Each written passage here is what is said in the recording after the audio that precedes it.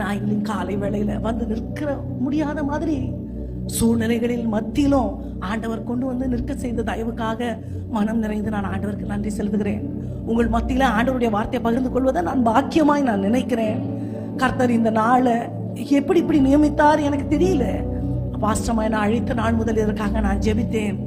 உங்க மத்தியில வந்து நிற்கணும்னு நான் ரொம்ப ஆயத்தமாய் வரும்பொழுது வழ வழியில என்னுடைய தகப்பனார் என்று கர்த்தருடைய ராஜ்யத்துல சேர்ந்தார் என்ற செய்தியை கேள்விப்பட்டதுனால எனக்கு இன்றைய நாள் உங்க முன்னாடி வந்து நிற்கிறதுக்கு எனக்கு ரொம்ப பலனற்று நான் நிற்கிறேன்.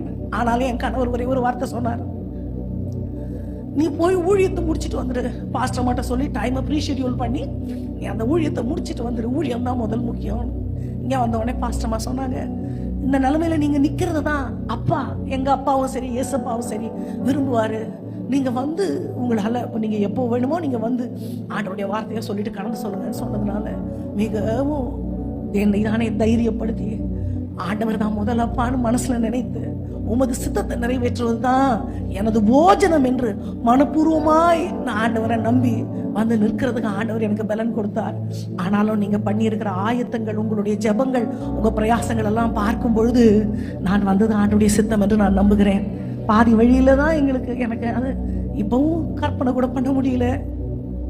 ஆனாலும் ஆண்டவர் அவருக்கு சித்தமானதை அவர் நிறைவேற்றுவார். அதை தடுக்க நம்ம யாருக்கும் பலன் இல்லை. என்ன நடந்தாலும் ஓடிக்கொண்டே ஊழியம் செய்ய வேண்டும் என்றுதான் ஆண்டவர் எங்களுக்கு நமக்கு காண்பித்திருக்கிறார். உங்க எல்லாரையும் ஆண்டவர் இவ்வளோ இந்த சபையில தூண்களாய் நிலைநிறுத்தி இந்த மகா சபையில இவ்வளவு பெண்கள் நீங்க கடந்து வந்திருக்கிறத பார்க்கும் பொழுது எனது இருதயம் கர்த்தருக்குள்ளாய் கடி கூறுகிறது. அல்லேலூயா.